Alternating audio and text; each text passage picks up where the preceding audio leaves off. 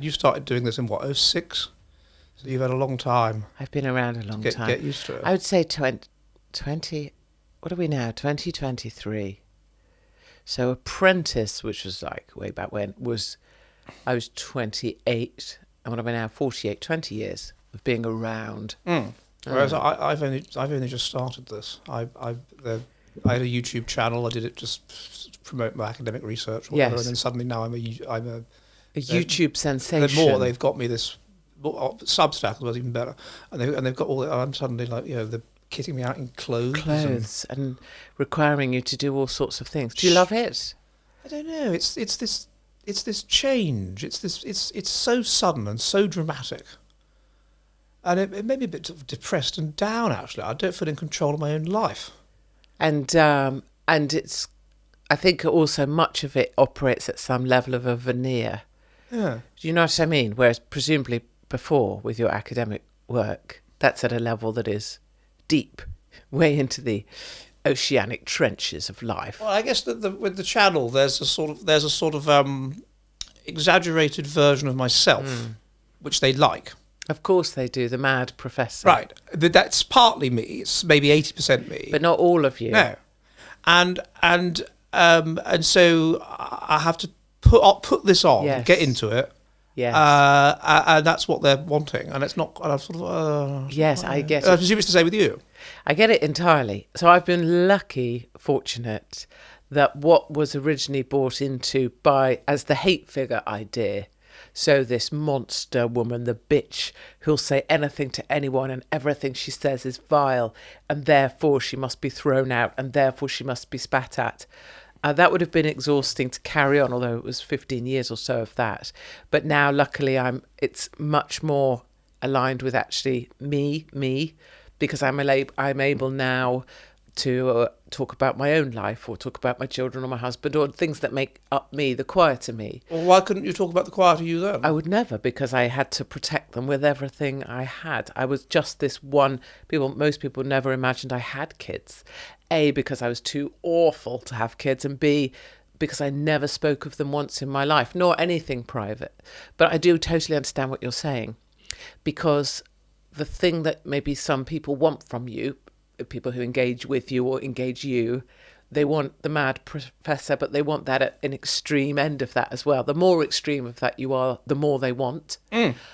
But for you might wake up somewhere over here mentally or emotionally. And so to put on the character, it is the pantomime. And that's tiring. But then on the other, it is tiring. It is tiring doing it. That you've got to there's this. You've got to wind yourself up. Yeah, bring it. Bring it. Perform. Do your little performance. And then piss off. Yes, and that's piss off as well. And that's why I was irked this morning when I got here, and the producers weren't here yet. They were late, and it was just Dankula hanging around outside, and I was like, for Christ's sake. My job is to do the performance. Yes, absolutely. I shouldn't have to organise this, be ringing people, be whatever. I'm here to do the performance. Yes, and Dankula presumably turned up like a good soul. To do the performance. Because when we say we'll do something, I don't speak for all of us. When we say we're going to do something to do the thing, the performance, we do it. We turn up 10 minutes before and we do it. So when people let you down, it's incredibly frustrating, because they don't have to bring what you have to bring. No, and that's why I started to understand the concept of what's that word? A rider. Rider. The idea that as a celebrity, or I'm not a celebrity, you are, as a wider celebrity, you want certain things. If you want it to go well for me, I need these things. Exactly right. And the rider notion always sounded tremendously flippant and ridiculous. Prima donnery. Yes, Prima donnery. 15 white doves. But if your rider is, you'll be there half an hour before I am, you'll be there half an hour afterwards, you'll be there to do this, that and the other, you'll be there to ensure setup goes smoothly. That's the sort of rider I have on shows. It's about being able to do the tech check, sound check, at the time I want. So exactly that. But I think the other thing that you said, which is really true, is, and then you have to piss off. And it's like, so I don't want to talk about guys you work with, but with media, your job is to perform in that, be dressed right, the right socks, the right everything, be immediately mad professor, shorthand for whatever you are, and then immediately piss off, say nothing, go away, and don't belong to anyone. And that's also a really weird thing, because that's not human. So how do you react to that? Yeah, having things, knowing that that's sort of like accepting that as a really unkind side of media, and having things beyond that, right? So my kids, my dogs, my walking in the woods, being quiet on my own and being happy with that. For a long time, I used to think I belonged. I was part of the team. Like I was on staff, and I like being part of a team. I like being on staff, but you realise you're not. Yeah. You're an accessory. You're a performer, and if you don't do it right, eventually they'll drop you. Yes. Or if Mad Professor's your thing, but one day Mad Professor is too mad in a way that's not approved of, you'll be cancelled for it. So it's walking a tight line.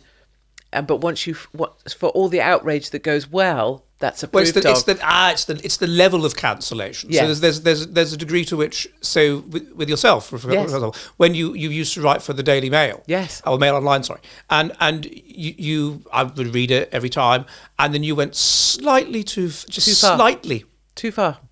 Just slightly. Yeah, too far, frankly, too real. Frankly, it strikes me that the sub-editor should have noticed that and said, no, Katie, we're not running this. Yeah, whereas the subbies are going, this is great, this is great. And they'll message you maybe in the day, say, great column, great file. So it goes, as you will know, through desk after desk. It has to go to 3 or 4 desks before it hits the paper or the page or wherever. So those guys run for cover and you're disposed of. So I always said, this idea that your employers will love you for as long as they love you when the noise suits them. But when the noise is too much in the other direction, you are immediately, it's just like throwing out the trash. And that's obviously a weird thing to get used to as well. That's a weird notion. Well, the other thing, of course, we were talking a minute ago about the idea that you have to put on this persona and so forth. But then there is a degree to which I am told that the viewer will like elements of us even talking about this, because there is almost this parasocial friendship. They want to get beneath the veneer. They want to feel that they know something intimate that is beyond the persona, which they know is a persona. But on the other hand, they love the persona and they want to see the persona. So it's this odd contradiction in the relationship which they seem to have. And I think that's where, I guess, for me, over this long time, now I'm in a really comfy place where I literally, and I think it's an age thing as well, I lay it all out all the time in things that young people just recoil at because it's so embarrassing. I imagine admitting that. But now you reach a point where it is fine. So I've reached a lucky place where the sort of me and persona is the same, but people have gone from, not everybody, and I'm not aiming for that at all, but people have gone from hating me with a passion to going, actually, she's a pretty funny girl and we need her right now. So it's been, for me, it's been a kind of a 180. It's a weird thing to suddenly be liked, not hated. But you're on the telly less. Not at all. I can't be on anything. I'm banned from everywhere still. Murdoch, anything to do with Murdoch. No. Since the yes. So you think that this is the change, that you can be more yourself because you haven't got to be this outrageous sort of I'm just I was always that girl. I never said anything I didn't mean, didn't buy into. I've never had an opinion or expressed a view that I don't believe in. So it's been consistent, but what you're talking about is the emphatic presentation of some of those things. Well, saying, for example, you said on one occasion you'd be concerned about having your daughter go to a birthday party if she was invited by somebody called like Charmaine. Yeah. You still that? 100%. Oh, and the thing about that is, that is still and will remain, even though it's been deleted from history, the most watched clip of all time on that show. I mean, the show is now imploded because, well, paedophiles never last long in TV land. Oh, wait a minute. Yes, they do. They last a long time. Yes. But there is, longer and will return, funnily enough, with the redemption of the male, which is another thing we can discuss. But certainly the reason that goes on and lives on, it still lives on now, is because it sat in hard, honest truth of people. We know there are certain kids you don't want your kids anywhere near. And that's all it was. It was just a human truth that we try and protect our kids from some people's kids that we think, oh God, that woman and her kids. Everyone thinks it, no one can say it. And that's why you can't, if you just talk crap, you're a mad woman shouting at the moon, right? If it's not embedded in human nature, the stuff I was doing then. It is. There is certainly names have become more diverse, and there's studies on this, and they have as we've become a less group-oriented society. If you're more group-oriented, which is associated with being more middle class, I'm afraid, then you will probably name the child after family members, or use traditional names, or use names that are popular. Yes. And if you're more of an individualist, which is higher in psychopathic traits, which is I'm afraid associated with being working class, it's just true, then you will go for a name that's unique.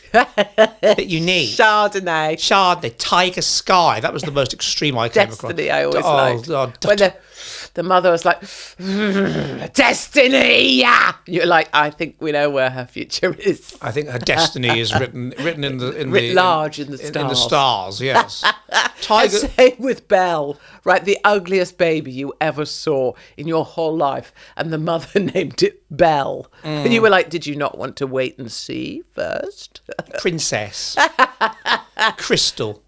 And this is all it was. It was a human truth. You know, I did the school runs. I try to avoid them at all costs. I find other school mothers to be horrific. Mum's Net's just having a bad time on Twitter.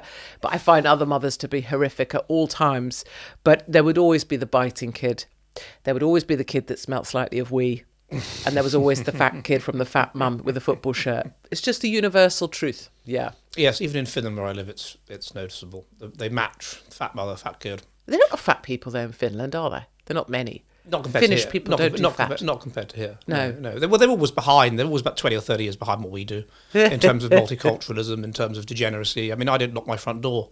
I mean, it's safe. That's so gorgeous. Oulu. Mind you live in for people that don't know. Well, you were in the centre when you were there, right? And so a 20-minute walk from there in a sort of 1950s wooden house.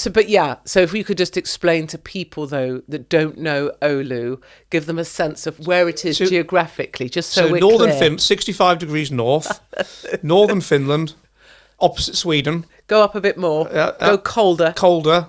You're there. Very cold. Not as dark as not Lapland though, below Lapland. Hour from Lapland.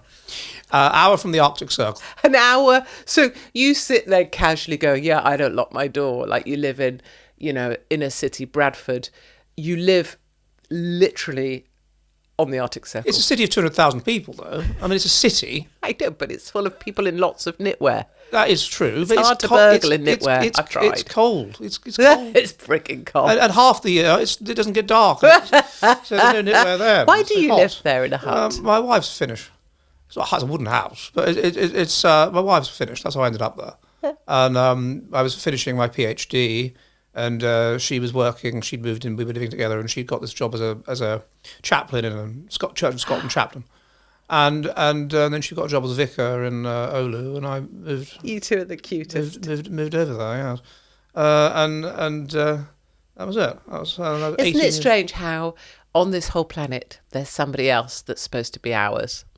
Like someone for us. Isn't it the strangest thing? It's the Platonic idea, the Platonic hermaphrodite, that before time we were all hermaphrodites and we were misbehaving, and so Zeus divided us in two, and then you spend the rest of your life looking for the other part of hermaphrodite, the other part of you. I was going to look at that with you in a minute, actually. Oh, well, let's do that. But all right, before I do. Now, before we continue with our video, I want to share something very exciting with you. If you have been following my content for a while, then you will surely have heard of The Bell Curve by Charles Murray and Richard Herrnstein. The Bell Curve was one of the most important books in IQ research ever, and even though it came out in 1994, it remains a milestone in this area of research. It actually got both of the authors cancelled because they were not prepared to be silent about the important issue of race differences in IQ, which of course are largely genetic.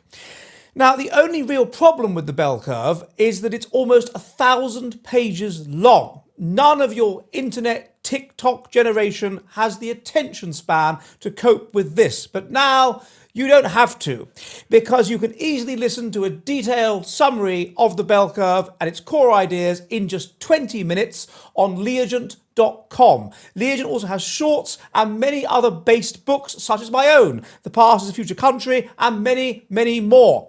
You can listen to all of them in about 25 minutes while you're on your commute to work, while you're working out, or whatever you guys do when you're not watching my videos. So go to Leagent.com and sign up with my promo code of TJH for a 10% discount.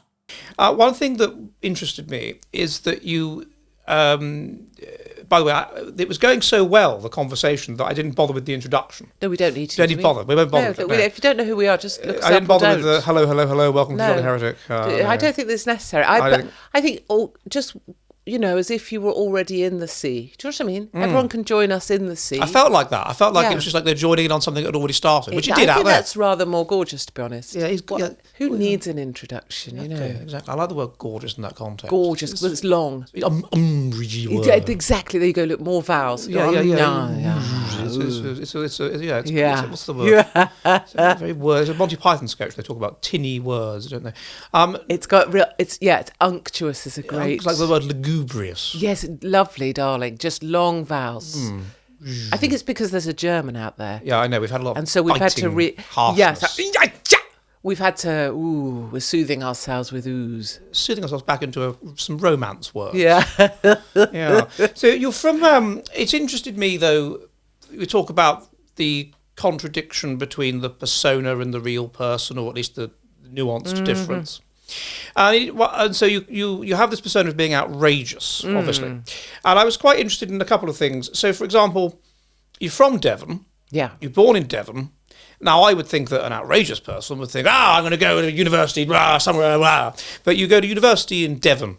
Yes. Why not go somewhere else? And, I know. And that definitely happened, and you're completely right. And actually, that is a very specific way that I feel a lot of the time, on a regular basis. I get that. So why was there no university? It was prior. So it happened earlier. So there was school, convent school, nuns, Sister Bede, Sister Philomena, deeply evil women. I would always say never trust a nun, because of their deep-seated level of malice. So convent school, then which was... What did they do?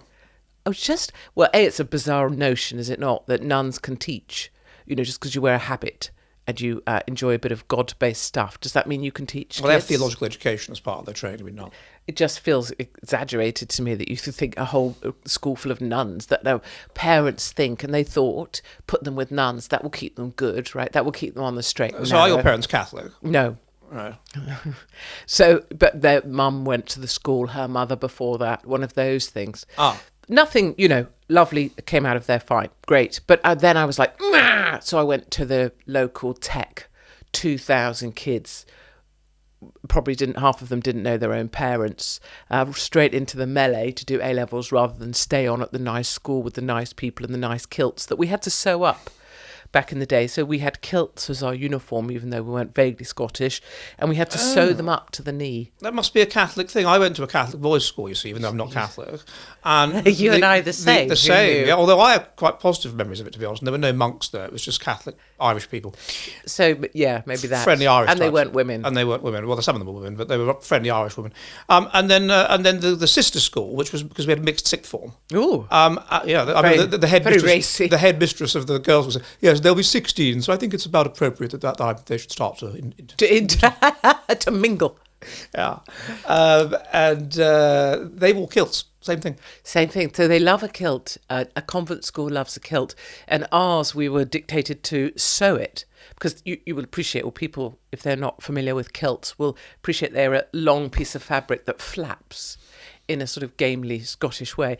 But we had to sew ours up in case we would flap and deliver our sexuality area to the local passing state school boys. So I went to a tech college. I only managed to do 1 year of A-levels before I went, and I left for Australia for a year. Okay. So I guess the reason I ended up back at Exeter was that I'd already gone for a year, came back, didn't fit anywhere because I was kind of grown up beyond my days. Did you apply anywhere else? Oxford. I sat the entrance exams for Oxford and got through to interview. But I applied for those on my own at this tech college that was basically hairdressers and car mechanics as its sort of focus. And I remember being hauled into the headmaster's office at the tech college and being given a massive bollocking for applying for Oxford University without telling anyone, because now they would have to invigilate the exams. So That's I passed selfish. that, and it wasn't until I got to the interview that I realised that you're supposed to do a bit of something different to get to Oxford interview, not just turn up as some bint from Devon. So I failed spectacularly. Yes, and so you went to Exeter, Exeter. even though that's where you're from. Did you live with your parents, or did you live at Halls? No, halls, obviously. Yeah, never with my parents. Okay. But then another bit of thing that was interesting was that you, again, it doesn't necessarily seem congruous with the outrageousness, is wanting to be in the army. Yes. Well, how is that? You're outrageous, but you have to follow orders and do as you're told, you know. Yes, but it's very specific. Army, military orders. So things that make sense to me. So it's not about breaking rules that make sense, or breaking things that are disciplined and powerful and freeing, because the rules of military are designed such that, as I'm sure you appreciate, mission command in its earliest phasing was designed such that you could pass simple commands on to people less intelligent than yourself or less capable, the troops, the squaddies, the men, and give them simple instructions so that should something happen to you, they were able to continue with the attack on the hill because they knew the aim. I mean, it's basic principles of life, and it makes every sense. And I love those kind of rules. I love black and white, yes, no, this or that. The standard is this, you meet it, you pass, you don't meet it, you fail. Yes. I love that stuff. I love so that. even failing Oxford, when I go back, I was at the Oxford Union debating chamber the other day. That is my biggest message I have for those guys is keep this place. It needs to be prestigious. It needs to be the highest of the high. Do not be allowing everyone in. It dilutes everything. So I love binary choices that are, here's the bar, hit it or don't. And so military rules make every sense in that regard. Sandhurst, go in as one of 30 girls. Something autistic about it almost, isn't there? Something It's 100% beautifully autistic about it. And to the extent to which I'm on the spectrum is not debated that I'm on it. I'm certainly at some obscure end of a spectrum. My behaviour is odd. I'm not specifically female. I'm very masculine in the way I come across, and I have a frenetic way of thinking that most people find quite peculiar. Yes, I feel I can sympathise in some of these ways. That is true. I like it to be black and white and clear. I hate lateness. I really hate lateness. This is you and me. And I hate people. If I say I'll do something, You have to do it. I'll do it. I can't emphasise this enough. No matter what. See, that's Because me. that is what I said I'd do. That's me. Right? Yeah. And I was in like New York or something, and I was in Long Island, and I said to my friend in New Jersey, I will meet you. And then I didn't understand how far Long Island was from Jersey City, and it would take an hour and a half there. far. An hour and a half. I didn't realise that. No. But I did it anyway, did a 3-hour round trip to meet him for an hour, because that is what I said you I'd would do. Yes. And that's specifically why rules like that. So we have, without having them laid down necessarily, specific rules in our life that then allow us to do things that other people, it would stress them out beyond belief. So someone messages me and says, I'm in Rome, can you get here? Yes, I'll be there. And that means I'm going. So then I'll say to someone, oh, I'm going to Rome this day, because I am. And then you get the questions. And the questions that come are all detail. But when, but how, but why, but what time is the thing, and when is the connecting thing? I don't know the answer to any of that. I just know I'm doing it. And to your point, and therefore I will will it to happen. And that's the thing, is I don't sweat the small stuff in any way, and in the way that you don't either. But there are things that I cannot tolerate, and one of them is lateness. It's appalling. And this other bizarre thing, like people, I felt a bit ill, so I didn't do it, or I didn't turn up. There is no I have no understanding for that, and therefore I appear very intolerant. I have never done that, and on the only occasion that happened, it was somebody else that said to me, Ed, for God's sake, don't come, you're really, really ill. Yeah, and you'll probably piss off people who are there because you look sick as a dog. Right, but I said, I'm coming, because I said I would. And I've had people that have been surprised by this. Ed, thank you for putting me as a co-author on that paper. I didn't expect it. But I said I would. Yeah. Can you remember that? Yes, I know. I know. I did say that, and so okay, I can see that is so you like the rules element of it. Yes, or the clarity that it gives you. The clarity, yeah. Because if you deal with people who are like this, it's actually incredibly freeing. Because if someone says, Katie, we want to book you for this date, it means it's happening. It doesn't mean a week before I'll get cancelled or postponed or this will change. It means it's happening. And so you're free to get on with stuff, because how much of your life is wasted by people who don't do what they said they would do, or pretend to be something that they're not. Or vacillate. Vacillate, exactly. Just sort of swing around with... Feel an emotion, and therefore say, "Oh, I can't come to this. I just can't." Yes. No. Yes, or I'm not doing so good. No. That came after the agreement. Exactly. So it is yours to own the not doing so good. You didn't make the agreement and say, "Oh, except if I'm not feeling so good." If I'm not doing so good, it's a sort of doing so good. It's a modern phrase for I'm not doing so good, and you're supposed to go, "Oh, I hope you get on better." Whereas I can't do that. I have to just go, own your shit. Own it. Ed, you're not showing much empathy for me. No, I'm not. And I wouldn't expect you to in the same situation with me. Don't require more from me. It wouldn't happen. Yeah. And it's about that. So there's a lot that's the joy of life as you go through it, is you learn about kind of your energy and holding on to it sometimes. And you don't have to allocate your energy out onto everybody, and especially not morons. So that element of me is absolutely consistent. One of the things that you mentioned earlier when we were out there, when you called me a spastic, which I didn't mind, because I am a spastic. I literally have cerebral palsy. I was called spastic at school, and you learn to own it. Was epilepsy. Yeah. Now she perks up at this. So how were you born with that, or was there some kind of accident, or what? Yeah. Were you dropped on your head? Yes. You strange. Well, that's the kind of thing that happens, isn't it? It's things set it off. You strange fitting creature, you. So, yeah, well, you were being a spastic, to be fair. I mean, you just sort of laid that out there like, oh, you called me a spastic, I was bullied at school, oh, what a nasty cow. But honestly... No, I don't mean that at all. Well, mean it like okay, that. But people, you just sort of scooping on in without bringing up the backstory, which is that I was teaching you to do a selfie. And if you're going to do a selfie, you have to start off as if you can do it, not come at it like... which is what you did, regardless of your conditions that no one sees. Epilepsy, no. So the truth of the matter is that I was perfect. No, I wasn't. But at about 18, I started to have these strange absences for no reason, petit mal. And it wasn't called that because I didn't know what it was. I just knew that one minute I was there, next minute I would be, but then I would come back and people would go, "Oh, you all right?" And I'd be like, "Oh, yeah, fine, sorry, off with the fairies." So you'd zone out. You basically disappear for a moment. You're having a seizure, but nothing. You don't get an outward representation of it. You're just not there for a moment, and then you're back. And by the time you're back, and someone's maybe noticed that you looked a bit weird, maybe your face dropped, you can cover it. And I learned to cover that up really fast. And it was about the same time I applied to be in the military. I was sponsored through university by the intelligence corps. And these petit mal seizures were getting more and more aggressive.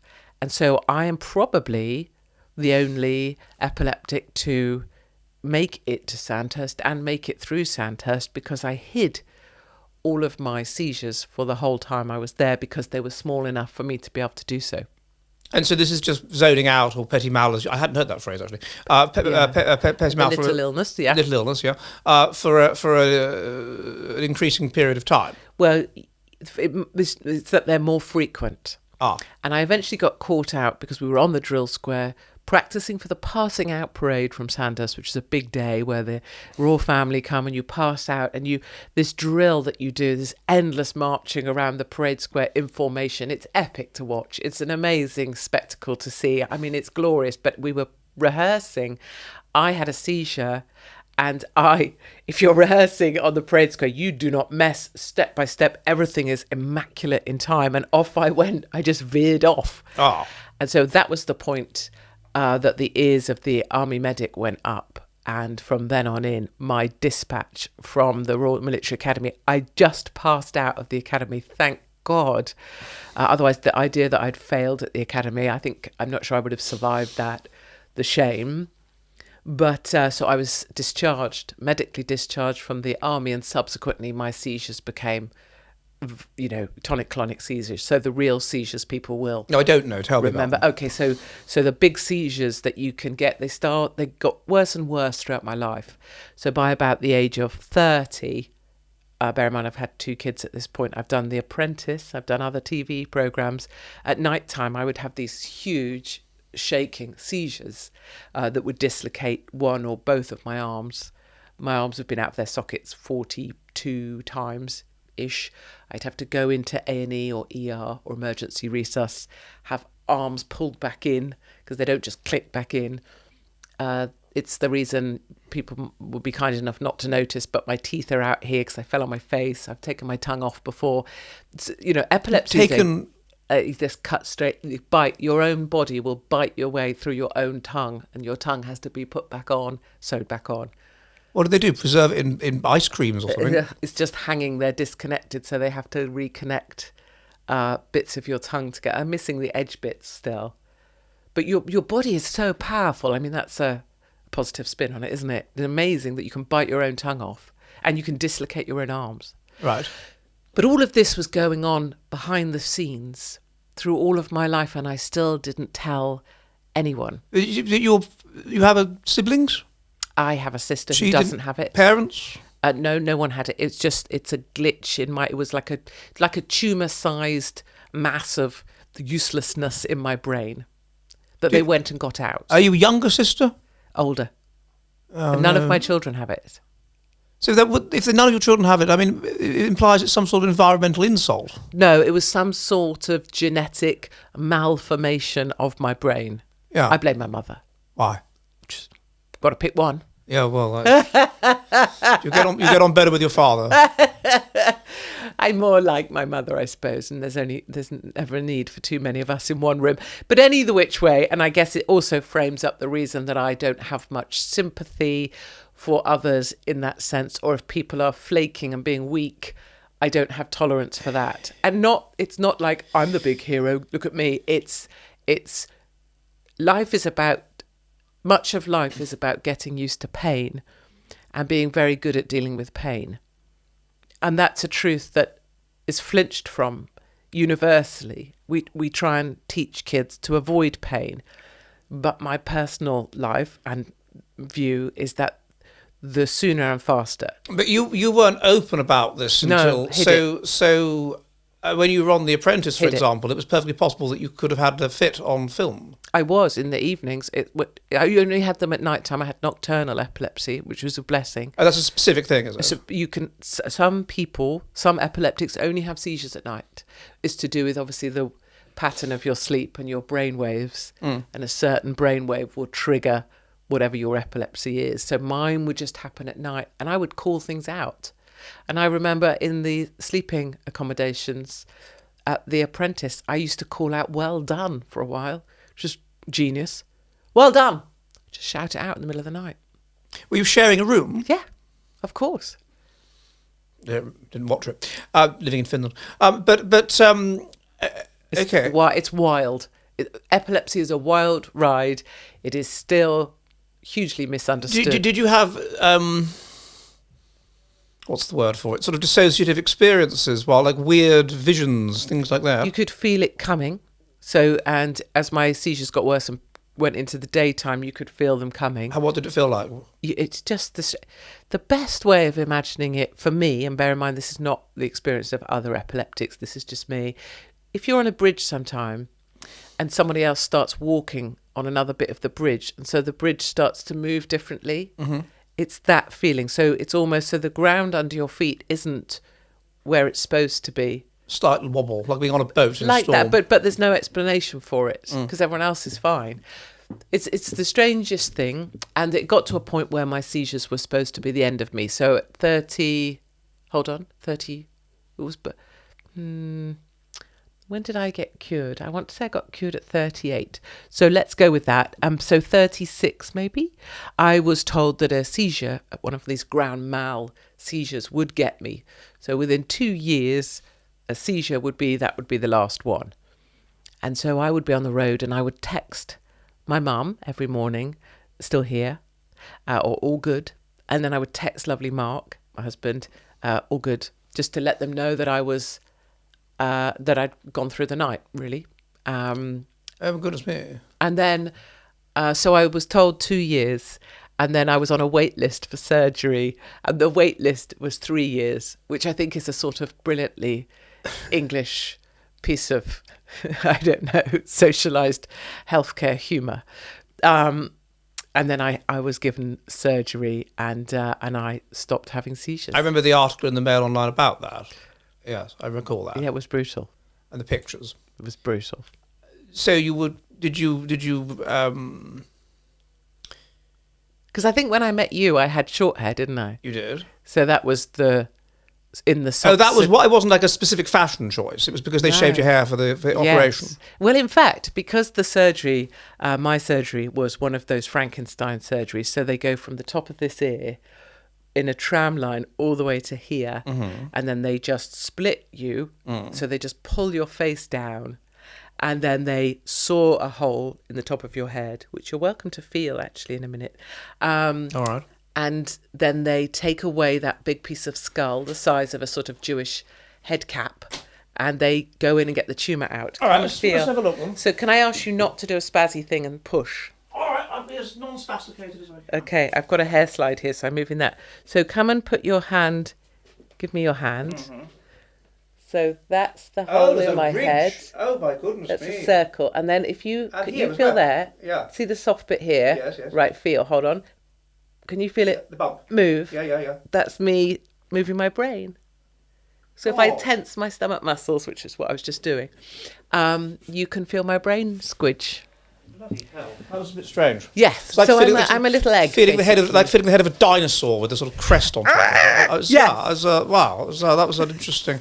You felt my brain. I felt your brain. I know that's kind of personal. So were there side effects to this treatment? I mean, I remember when I met you. It was, I mean, I don't know if this was just you being you or if this was you just had treatment. You really snapped at me. Did I? And then you sort of apologised. And I remember thinking, what's this? What's going on? What's going on here? Oh, I may have been under pressure. I was in Oulu chasing down Muslim grooming gangs, to be fair. We were sitting in Rosso in Valkia, and I said something or whatever. There was this Austrian woman. Yes. And I made some remark, and you said, I wasn't talking to you. I was talking to her. There's some pressure. And I was, all right. There's some pressure. And then on the road. you said, sorry about that, by the way. It was just, and it was almost like you knew you'd done something out of character. It's odd. Well, I would try. I can be very blunt with people, and then I feel like, I wouldn't want them to feel offended by that. I wouldn't want to have caused that person to feel like, oh God, what a cow. But sometimes, like on the road, filming in Oulu or being in Oulu, I was deadly serious what I was trying to do. Then I'll shut things down. I remember really fast. Eunice, the chap we were with, Eunice and Tina, that couple. Yes. And he was constantly filming for his channel. And at one point, you just said, "Can you stop filming me, please? We went to the police station." Well, this will be a little bit about what we're talking about the need to. I genuinely wanted to try and do a job when I was there. Carry along, sorry. Well, no, yeah, and you had to ask him. I was a bit as well. I don't want to be filmed all the time, and I was just walking along the street, and you said to him, "I was quite pleased you did. Can you stop filming me?" Which he then did. Yeah. But then we went to the police station. But there is pressure, I suppose. Yeah, you'd been up since early in the morning. Well, flew to Oulu. Oulu. Not many people do that. Nah, to try and find grooming gangs on the streets of Oulu. No, no. So there's elements of pressure, but I can't remember how we got to this other than like snapped at you. We talked about epilepsy, that's what we're on. Yeah, but why did we get to me snapping at you? Because I wondered if it was a side effect if you haven't recently had operation. Oh, no, on your I was brain. just pissed off at whatever was going on in my life. Oh, fair enough. I can't, I don't look for excuses in my life. If I've just behaved poorly, that's just me behaving poorly, I think. But so the side effect is that people's brains are magnificent. And, well, so one side effect was that, I had no hair because I got lovely Mark to come in and cut it all off because I just had a bare strip here and it was vile.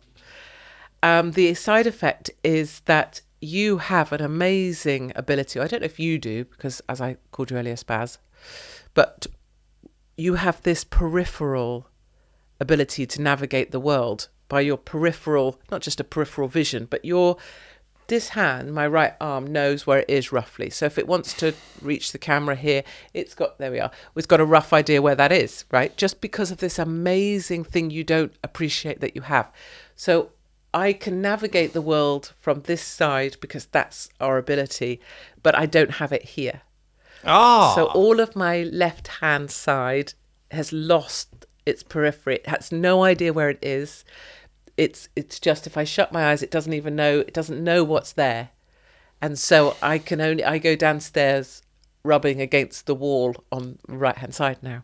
Oh, I see. Because I don't want anyone to see that I can't go down as fast as everyone else. When you raised, my understanding was that you finally came public with this epilepsy issue on a program I watched, actually, as I recall. I think it was on in Finland and subtitled, where you had to gain weight. and you've been going on about fat people and how they have a lack of control, which if you've read my book, chaps, How to Judge People by What They Look Like, this is just a fact. And so you said, I will gain weight and I will lose it in order to show that that these people, you can do it if you have a sufficient willpower. Yeah. Well, I don't know. There's differences in people and how much they put adipose fat, but that's fair enough. And then why did that induce you to go to admit? Yes. Yes. So the premise was, well, I guess if you live in a socialised healthcare system, you pay for other people's choices. And one of the things I've always believed in is that you own your own nonsense, right? You own your own issues, you own your own pain, you own your own whatever. So I think it's what you and I were talking about earlier. So for fat people, and it was always something I talked about on this morning's sofa or British TV, was fat people need to own the fact they're fat.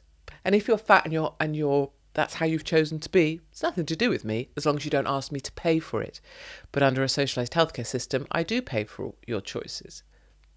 So TV companies were always asking me, look, what would you like to do? And one day I said, you know what I'll do? I'll prove that fat people are lazy, and I will put on 45 pounds, 50 pounds in 3 months and lose it in 3 months to show that if you want to do something about the way you are, you can. And people always used to say, oh, you're lucky to be skinny. There's some effort and endeavour involved in discipline, So that was the TV programme. But what happened was when I lost the weight, I did it without a dietitian, without a gym, without any funding, without any of the excuses people would like to load. Oh, she had a fancy pair of trainers. I just didn't do any of it. So every excuse they had, I wanted to take it away. Just eat less. Yeah, but they'll come up with an excuse. They'll tell you, oh yeah, but you've probably got a personal chef. No. Oh, but you had a gym pass. No. Oh, but and that's where the epilepsy came in. The next excuse is always, I'm on medication though. I'm on meds and that really, well, here's my epilepsy medication, guys. Is that associated with increased appetite? I don't think it is, but it's just the fact that I don't even know. God knows the epilepsy meds I was on was enough to take out an elephant most days. But the point is the excuse. Mm-hmm. You're looking for the rational, but it's more the excuse. People will blame anything. Yes, but you I seem to recall that you had trouble putting the weight on. Yeah, terrible.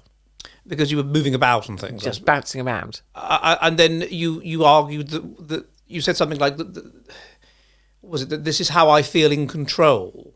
Yes. By almost like by not getting fat or something. Yeah, of my life. And what's lacking in control is the epilepsy. Yes.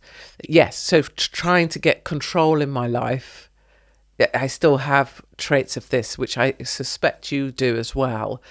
So, and I think it relates to being massively on a spectrum around attention, but and the deficit of. But so having things orderly and at home, knowing things are tidy and in order. So in my life, physical training, running faster than other people, all part of structurally keeping me together and sane enough to deal with an overactive head and epilepsy. Yeah, and so having that taken away, trying to film putting on 4 stone, I found it to be crucifying, because the thing I relied on was this discipline of being harder, tougher, faster, more brutal. A certain structure and system. An obsessiveness almost about discipline. It's why the military calls to my soul. You know, it's pain and it's discipline and it's laughing in adversity, all the things I love. Being fat and being a victim of whatever it is, I didn't have any of that control either. I hated myself. I hated my life. And in a way it was really useful, because it allowed me for the first time to understand that actually being fat is so cruel. You know, there's lots of fat people out there that won't leave their doors of their house, won't go outside, or get to the front door of their house and can't go out of it because they feel too horrible about themselves. And that's mean. That is a horrible trick of life to get you in that position. And I understood it. You understood it in the almost religious experience sense, viscerally. Viscerally, for the first time. Because you'd experienced something akin to it. Yeah, and I'd sat with people who wouldn't leave their house. Yeah, but I think you perhaps made the connection between the thing that you have and articulated why you do it. Yeah. Self-knowledge, whatever. Yeah. And that hit you. Yeah. You seem quite hit by it, even thinking about it. I am massively affected by all of that, because for the longest time people would say, well, any label you want to put on me, racist, Islamophobic, fattest, sexist, misogynist, you know, we've all been called all the things. But fattest, people say, oh, she hates fat people. And actually the truth of it was, and the truth of me is, I want people to be all right. And often I think, and I adopt the position of knowing better than them what would be best for them, which people find very annoying. But for fat people, I know their lives could be better if they weren't fat. Probably so, yeah. You talked a number of times. I don't know if this is correct, because I'm getting it off like Wikipedia and online, and it could be wrong. About Lovely Mark. Yes. Lovely Mark. And I understand you had a husband before. Yes. Him. Not so lovely, Mark. Not so lovely, Mr. Whatever. And I understand, I mean, you know, I'm very interested in evolutionary psychology and things like that. And that you mate poached. I mean, he was married to somebody else, and you had an adulterous, or he had an adulterous affair. Oh, I say. The heights of romanticism, Gnostic love. I quite enjoy all of this. Carry along. Shall I sit back while you talk about it? Yeah, the Gnostic love, the Platonic hermaphrodite. I don't know. Tell me more. No, I'm wondering about that. So you structure and order and discipline and whatever. But even in our society, even now, adultery is rather, even though it's the most romantic thing, you know, there'd be no poetry if there wasn't adultery, is rather frowned upon. So how did you as a young lady get yourself into that kind of situation where you were having an affair with a married man? Yeah. And I think the only thing that was throwaway about what you said is in this kind of society, it's rather frowned upon. But there's a real specific thing to that, which is it's acceptable for the male. It is completely unacceptable for the female in every way, at every level. Indeed, and the social consequences for the female are much worse. Relentlessly So the worse. risk that she's taking, in an evolutionary sense, is enormous. And it strongly implies either that the payoff is fantastic, i.e. he's a very high status man, let's say, or she's utterly in love with him and they're soulmates and the connection is intense. Or hung like a donkey. Or what perhaps. Or she's got another relationship herself and she wants to get out of it, and how does she get out of it, and that's the way, I don't know, all kinds of things. But what was your situation that you ended up doing something that is so evolutionarily dangerous for a woman? My situation was that I knew he should be mine, and I knew I would make him mine. How did you know that? What was it about him that was so potent that you knew? I knew physically and emotionally that I needed to make him mine. Why? Because he just was everything, like all the little bits of me that stick out awkwardly and are strange and odd, which is many. His seemed to be the inlets that allowed me to be in there. So like a little jigsaw puzzle or whatever, without being in any way twee. All the bits of me that were the bits that are incredibly annoying, I know. He had this ability to absorb all those bits and then also make me feel like that was my person. Also, he never seemed available. And even now, however many years on, 20 years on, Mark is the only person on the planet who makes me stop and think before I do something or say something.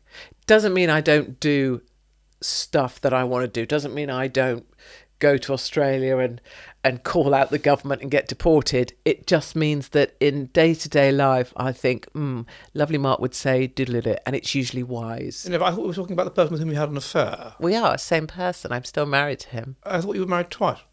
So, what? No, in the first... Oh, yeah, you're back a story. So I'm on Lovely Mark, which was also an affair. So you've done this twice? Twice. You've mate poached twice? Yes, I'm a double mate poacher. I've just realised that why this is surprising to you. I was already on the second husband. You were on the first one. Yeah, that's why it didn't make sense to me. I'm like a cuckoo now. You're stealing other women's men. Other women's men. I've never stolen another woman's woman. No, but you've stolen another woman's man. So, all right. So with the first one. With the first one, oh, yes. What you said in your examples of why this happened. Power, not financially, although that was also part of his life, but it was that he walked in a room and the room stopped. Everybody knew he walked in a room, and I was like a magnet. Mm-hmm. I needed that. I wanted the same as him, and I were similar in that way, but he was at a very high level.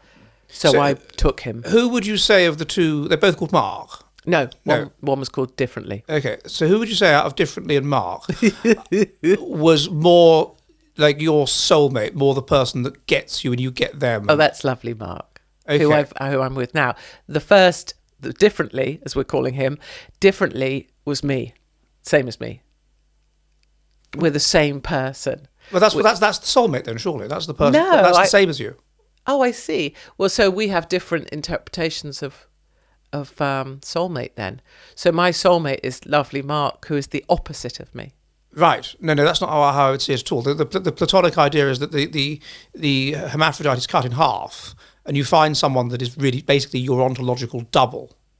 Whereas I think I found someone who you click with. Well, who makes up the other half? Yeah, that's a different thing. Okay, good. I like this explanation. That's about. I think that's interesting as well. That's the difference between what might we say? I don't know, paramour material and wife material. That you get a person or husband material, person that's a jolly nice man and a kind man, and a good person to have kids with, and a good father and whatever.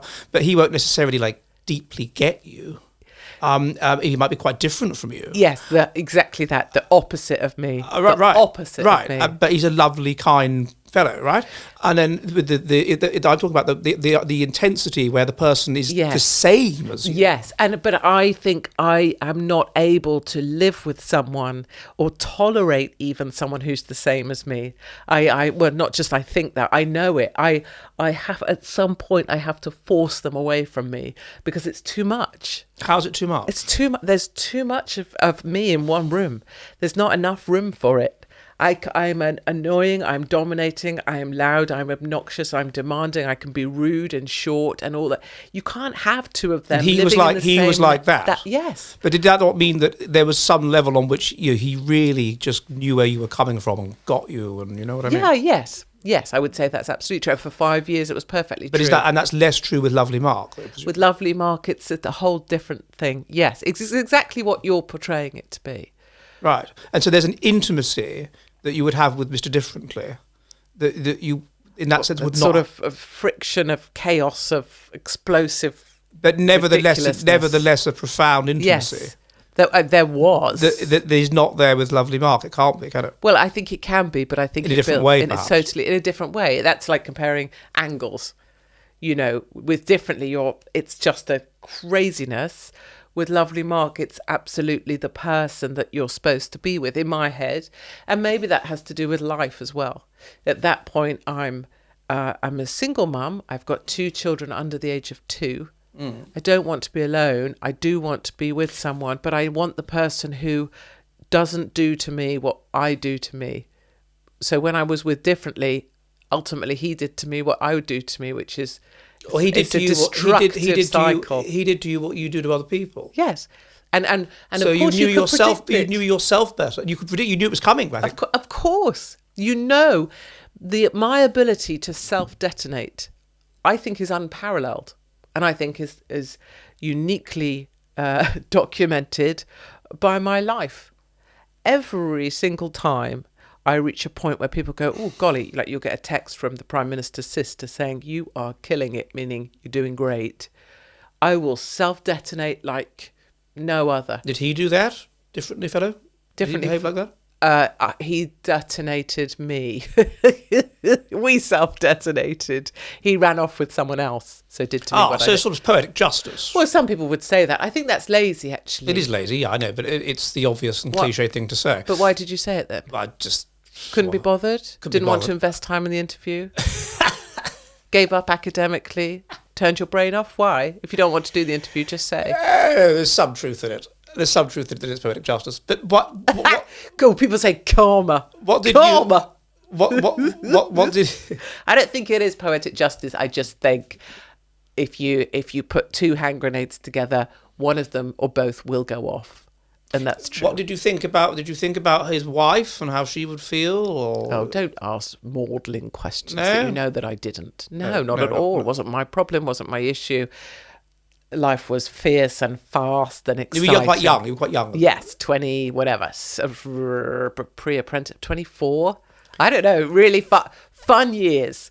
Out of the military, into business, into this consultancy firm, and then propelled like a crazy thing.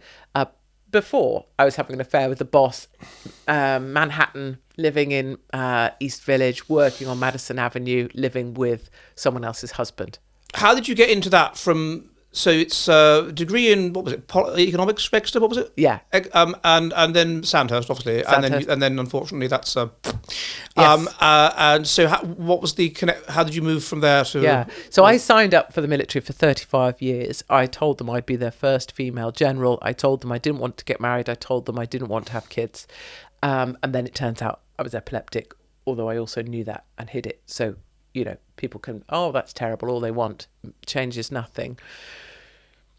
Came out of there, were forced out, and I'm suddenly back at home without a job and a very specific niche way of A, thinking, B, training, C, being surrounded by the military and knowing that way and knowing it's what I wanted. And there was a firm that was gathering made up of ex-military men, all Royal Marines. And they were doing business consultancy using strategic approaches from the military and applying them to large FTSE 100 companies. And I was really fortunate to get involved with that. And so I became one of them. Yeah. And that just sent me off into the business. I had access to business at board levels that I didn't deserve, but I had it because we were a consultancy. And back in the whatever days, 90s, there was a time when consultancies were the answer to everything.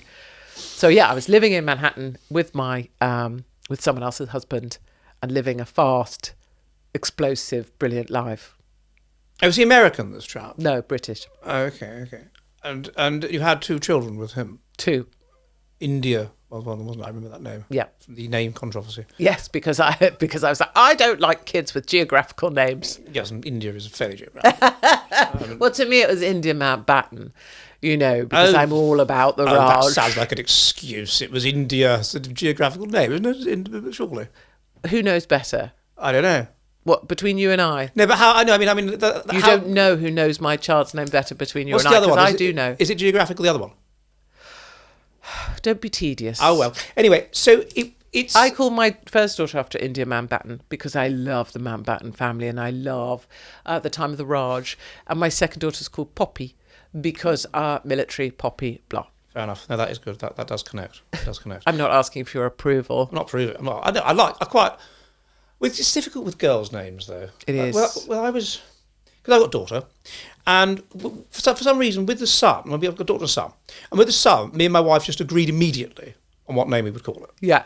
Done. No, Is it Edward? No, it's not. But if we have a son, Is it George? No, it's Henry. I'm just getting there. I got it on 3. I knew I would get it. I knew.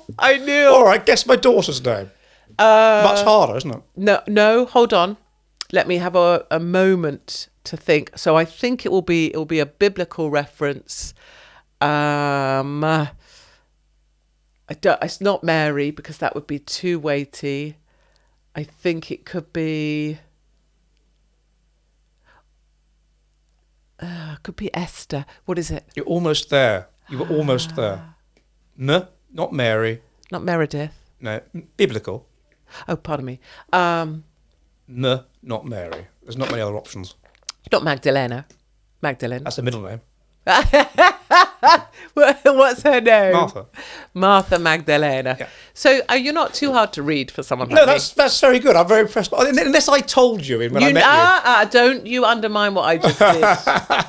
I am very good at reading But it's more people. difficult with girls' names because there's basically... Well, I got yours really quickly. You did. So. No, you were very good. That was pretty impressive. Although I do wonder... That's because you don't trust that I have the intelligence level that I have. No, I do. No. I'm just... it's... What? No, it's just it's a surprise. But the point is that it is hard. It was hard with girls' names, and we both came up with like a list of what we liked once we knew it was a girl, and the correlation was like 0.3 or something. I mean, there was only a few names we could possibly agree on, and I don't know why that was, but it's almost like the girl's name, it carries more. I don't know. I don't know what it was. It was strange. Well, all I know is so my 2 India and Pops. I had Poppy. For people who, let's just do this, for people who really have no time for me and don't know why you're talking to me, actually, and hear my truths and find it shaming and think it's disgusting and have a 1,000 judgments on me, just go with. I was left in the maternity ward with Poppy and my husband ran off with his next version of me. So for the enjoyment of those people, that's what happened. That's less than entirely gallant. Well, it's what you would say earlier, poetic justice. It's a nasty kind of poetry. Yeah, less than entirely horrible poetry. Gallant is charming. The kind of poetry doesn't rhyme. No. Carol Ann Duffy or some leftist nonsense. Exactly. So I had a 10-month-old and a 1-day-old. How could he do that? Yeah.